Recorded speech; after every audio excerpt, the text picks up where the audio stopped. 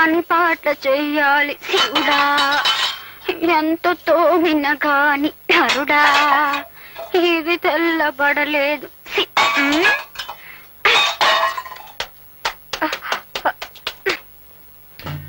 చూడక్క, దొరలు చోద్యం చూడడానికి కాబోలు నిలబడ్డారు.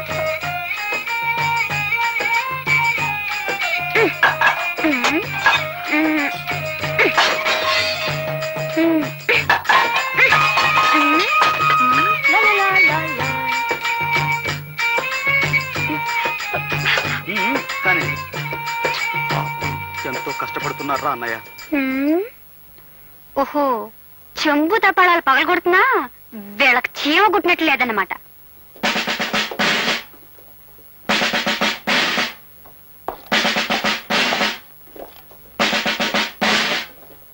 కానిస్టేబుల్, మన దేశం చాలా క్లిష్ట పరిస్థితుల్లో ఉంది. ఇప్పుడు వ్యభిచారం అనేది రాను రాను ఎక్కువైపోతుంది.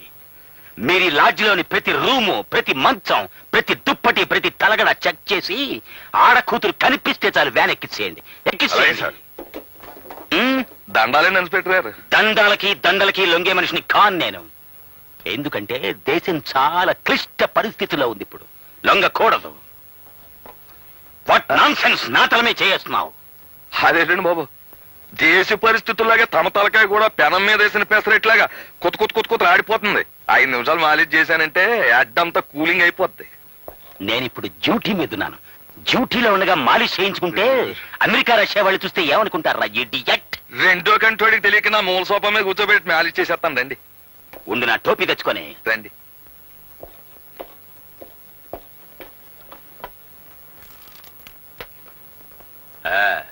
బాబు, నేను మాట చెబుతాను, మీరేమీ అనుకోకపోతే. చెప్పుకో. మీలాంటి ఖరీదైన బుర్రకాయలు కొబ్బరికాయల కేర్లెస్ గా ఒగ్గేయకుండా అప్పుడప్పుడు మాలిష్ చేయించుకుంటుండాలి బాబు. ఏం చేతంటారా, మన దేశానికి ఢిల్లీ అలాంటిదో మన బాడీకి తలకాయ అలాంటిదండి. అందులోనూ తూగోజీ తలకాయ రానది. అంటే తూర్పు గోదావరి జిల్లా తలకాయ. కాకినాడ మాది. అలాగండి. 10 ఢిల్లీలతో సమానం. అలాగండి. అవునండి, ఈ తలకాయ ఢిల్లీ అయితే ఈ గుండెకాయ ఇది హైదరాబాద్ అండి. అంటే స్టేట్ గవర్నమెంట్. ఈ పొట్టలో ఉన్న పేగులన్నీ పార్లమెంట్ మెంబర్లండి. ఈ మెదడులో ఉన్న నరాలన్నీ క్యాబినెట్ మినిస్టర్లండి. మరి ఇవన్నీ కరెక్ట్ గా పనిచేయాలి అంటే నీ చేత మాలిష్ చేయించుకోవాలంటే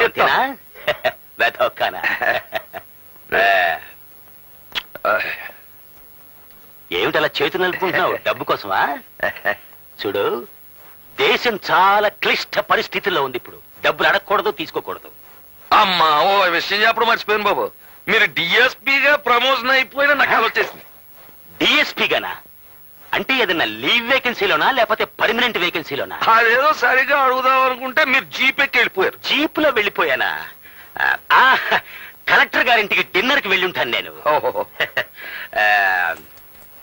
బాబు, మీ బుర్ర చాలా గట్టిది, దాన్ని చాలా జాగ్రత్తగా చూసుకోవాలా. నా తలకాయకి ఎటువంటి డేంజర్ రాకూడదనే నిద్దట్లో కూడా టోపీ పెట్టుకుని పడుకుంటాను నేను. అది అది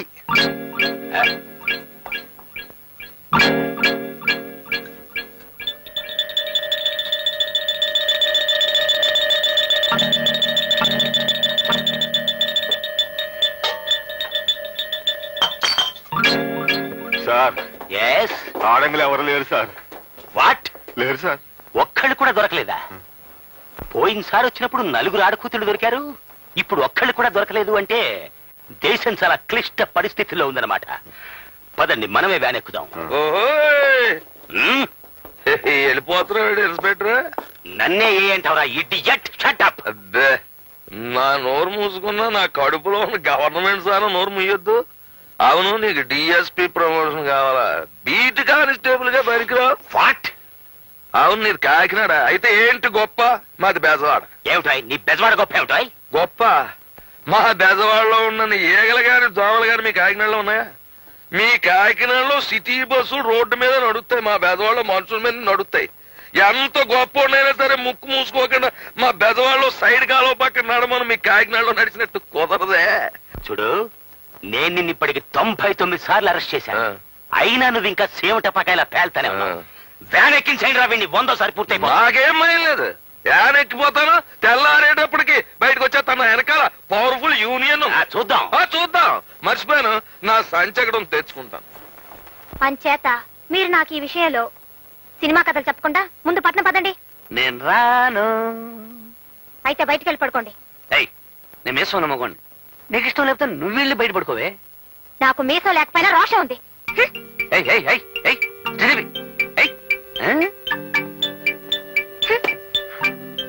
ఏమిటక్కా నువ్వు బయటకు వచ్చేసావా? ఏం చేసేదే, ఆ బండ మనిషి మొండితనం మార్చలేకపోతున్నాను. మీ మరిది గారు అంతే, కొరకరాని కొయ్య. మనం వాళ్ళని ఏం చేయలేం. పోనీ ఒక పని చేద్దాం.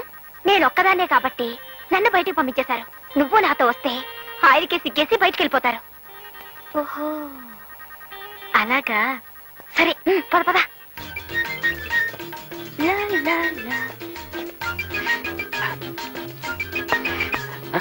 ఏమిటి ఇద్దరు వచ్చారు? లలితకి పీడకలలు వస్తున్నాయట. ఇక్కడే పడుకుంటానంటుంది. మీరు బయటకు వెళ్ళండి.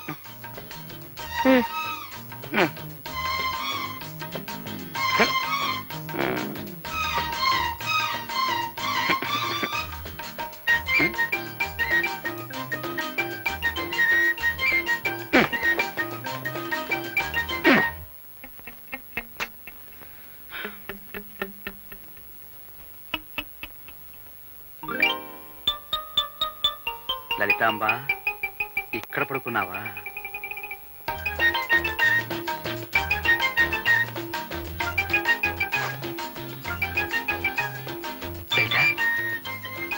చూడు మరి, ఏమిటి మొండి పడతాలా? అన్నయ్య వదిన చూడు ఎలా సర్దుకుని పడుకున్నారు. నువ్వేమో నీ మొండి పడుతో వదిలిపెట్టావు.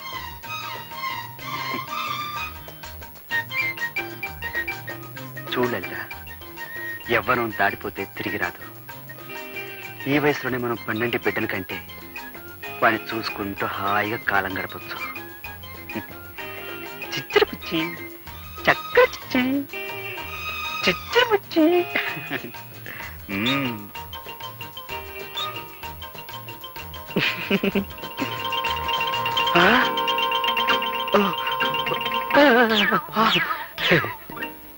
ఒరే తమ్ముడు, నువ్వు చాలా కష్టాలు పడిపోతున్నావురా. నువ్వు మాత్రం సుఖపడిపోతావేంటి? నీ అంత కాదనుకో. ఒరే, మన బతుకులు పాండవనవాసం అయిపోయాయిరా. వాళ్ళే నయవరా అన్నయ్య. అరణ్యవాసానికి వెళ్తూ వెళ్తూ భార్యను కూడా వెంట తీసుకుపోయారు. అయితే మనం ఇప్పుడు ఏం చేద్దాంరా?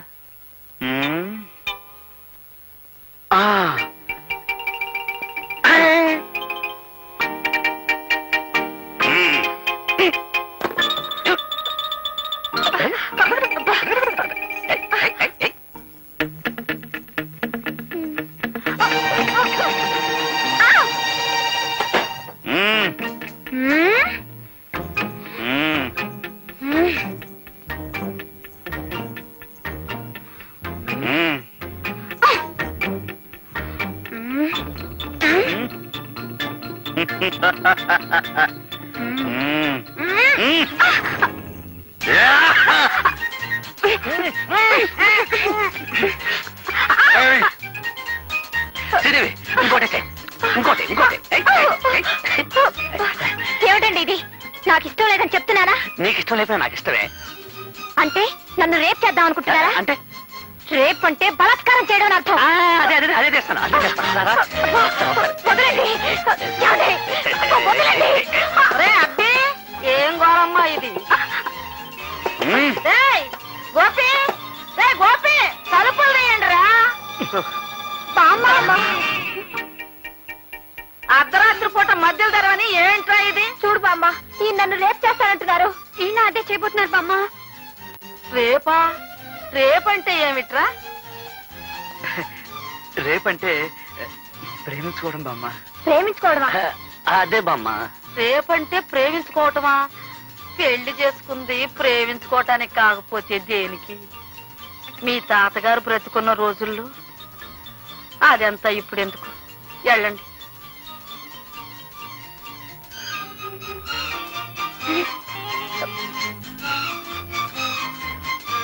ఆగండి. ఒరే, ఇవాళ ఏం వారం? శుక్రవారం కాదు? మొక్కుబడి ప్రకారం ఇవాళ మీరు గుళ్ళో పడుకోవలసింది. మర్చిపోయారా? వెళ్ళి పడుకోండి. అది కాదు బామ్మ, దేవుణ్ణి ఈ ఒక్క వారం పర్మిషన్ అడిగాంగా. తప్పు నాయనా, మొక్కుబడి అంటే మొక్కుబడే. వెళ్ళి పడుకోండి. అది కాదు బామ్మ, రేపు రేపేదో రేపు చేసుకున్నారు కానీ ఇవాళ వెళ్ళి మొక్కుబడి ప్రకారం గుళ్ళో పడుకోండి రా. గుడి అటు కాదు ఇటు. బామ్మ వెళ్ళండి రా. వెళ్తా పెద్ద అరవలేంటి.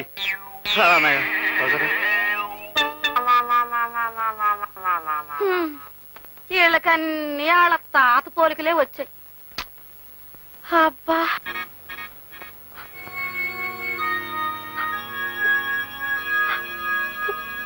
ఏమే మీకు గొడవలు వస్తే నాతో చెప్పి ఆడవాలి గాని మీ ఇష్టం వచ్చినట్టు మీరు ఏడ్చి వాళ్ళని కూడా ఏడిపిస్తారా?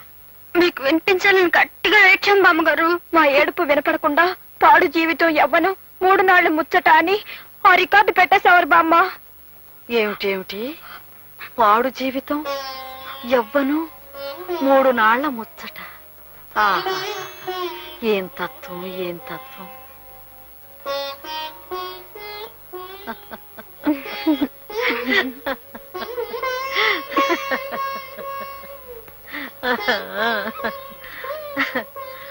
పిచ్చి పిల్లలారా, ఒక్క సంగతి చెబుతాను, వింటారా అమ్మా? మీరు పట్నం వెళ్ళి అక్కడ గొప్పగా బ్రతకాలనుకుంటున్నారే కాని నిజానికి పెళ్ళైన పిల్లలుగా మీ జీవితాల్లో ఎన్ని గొప్ప సంఘటనలు ఉన్నాయో తెలుసా? నెల తప్పిందని తెలిసి నిలువెల్లా పులకించి మాటే కరువవుతుందట ఇల్లాలికి. తన కడుపే పండనని మగడికి తెలిసే వేళ సిక్కేతో గర్వమంత మదనాలికి. సీమంతపు వేడుకలో ముత్తైదుల దీవెనతో మక్కువ రెండింతలోను చూలాలికి.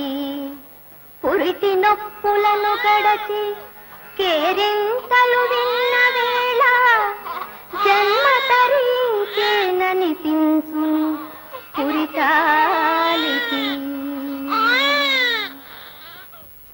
పట్నం గొప్పది కావచ్చు, కానీ అంతకంటే గొప్పది మీ జీవితం. ఒక్కసారి ఆలోచించండి. అంటే ఆవిడ మీకు భగవద్గీత బోధించిందన్నమాట. అవునండి, ఆవిడ చెప్పిందే న్యాయంలాగుందండి. మరేనండి, ఏమిటారు ఆవిడ చెప్పిన న్యాయం? పట్నవాసం అంటే పట్టు చీరతో సమానం అని చెప్పింది కదా. పోనీ మీరు దాన్ని అంతగా మోజుపడుతున్నప్పుడు కనీసం 1 సంవత్సరం 2 సంవత్సరాలు కట్టుకురమ్మని చెప్పిందా? లేదు. పోనీ ఆవిడ తన మనవల్ని పిలిచి మీ పెళ్లాల కోరికలు తీర్చడం మీ బాధ్యత అని ఇంత గడ్డి పెట్టిందా? పెట్టలేదు. మరి ఆవిడ చెప్పిన దాంట్లో న్యాయం ఎక్కడుంది? మీరు చెప్పిన దాంట్లోనే న్యాయం ఉన్నట్టు అనిపిస్తుందండి. అయితే మమ్మల్ని ఇప్పుడు ఏం చేయమంటారో చెప్పండి. చెప్తాను. అటు చూడండి, చూసారా? ఆ బండికున్న 2 ఎద్దుల్లో ఒకటి ముందడుగు వేస్తుంది, రెండోది చచ్చినట్టు దాని వెనకబడి నడుస్తుంది. అవునండి. ఇప్పుడు మీరు ఏమీ ఆలోచించకుండా వెంటనే పట్నం బయలుదేరి వెళ్ళిపోండి. మీ వాళ్ళు కూడా చచ్చినట్టు మీ వెనకే పట్నం వచ్చేస్తారు. మరైతే సాయంత్రం బస్కు వెళ్ళిపోదాం అక్క. వెళ్ళొచ్చు అనుకో. అనుకోయాటి, మనం ముందుగా వెళ్ళిపోయి టకటక నీకో ఉద్యోగం మా ఆయనకో ఉద్యోగం చూసేస్తాం. తర్వాత చకచక ఉత్తరం రాసిస్తే వాళ్ళు రై రై మన వచ్చేస్తారు. అంతవరకు మనం ఎక్కడుంటాం? తిన్నగా మా శకుంతల ఇంటికి వెళ్ళిపోదాం. సరే. పాపం మనం వాళ్ళకి కొన్నాళ్ళ దాకా కనపడం కదా. ఈ రాత్రికి పాయసం అది వండి అన్నం పెట్టి తనివి తీరా చూసుకుని పొద్దుటి బస్కి వెళ్ళిపోదాం అక్క. ఆహా, మనం ఎన్నాళ్ళు వాళ్ళని విసిగించాం కదా, అదంతా మర్చిపోయి మన ప్రేమను వాళ్ళకు గుర్తుండేలా చేస్తే వెంటనే బయలుదేరి వచ్చేస్తారని. ఆహా.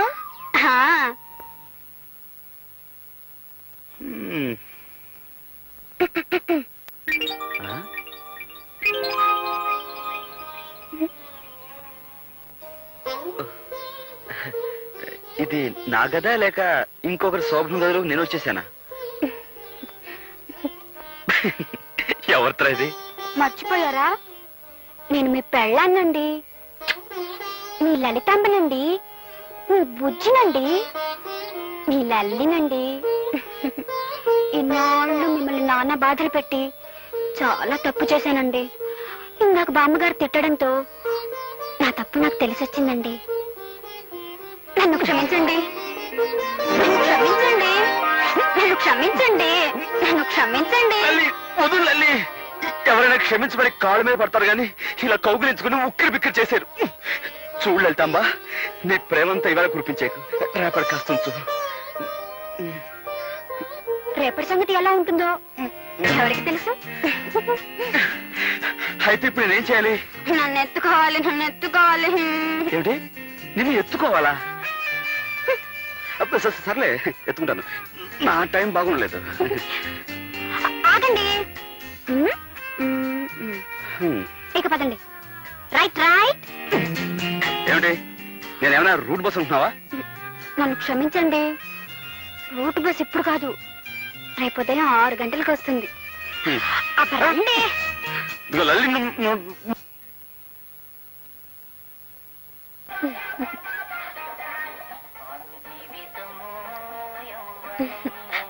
మీరప్పుడే వచ్చేసారా?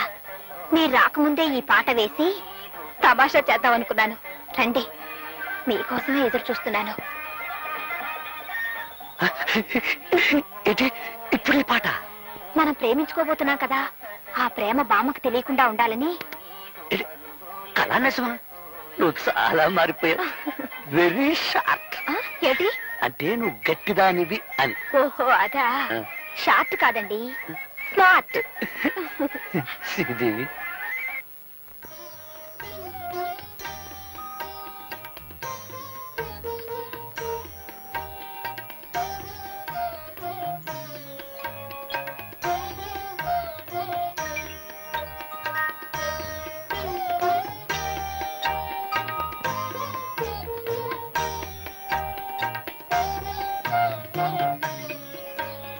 మిమ్మల్ని విడిచి వెళ్ళటం నాకు బాధగానే ఉంది, కానీ వెళ్ళక తప్పడం లేదు.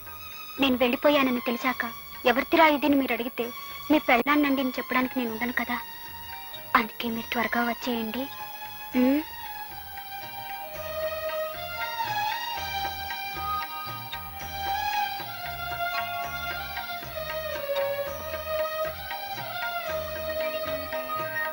సావిత్రి, నేను పట్నం వెళ్తున్నాను. మీ బావగారిని బాగా చూసుకో.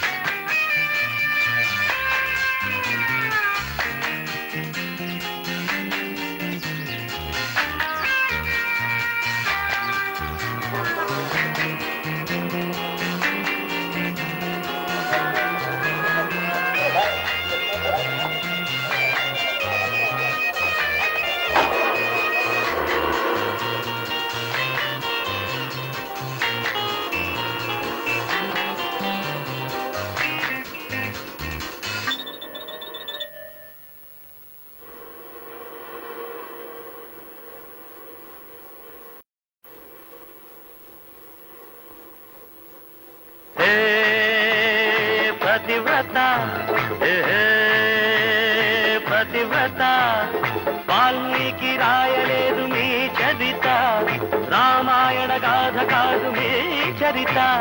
శీలానికి సీతలే, సావిత్రి మాతలే. అయినా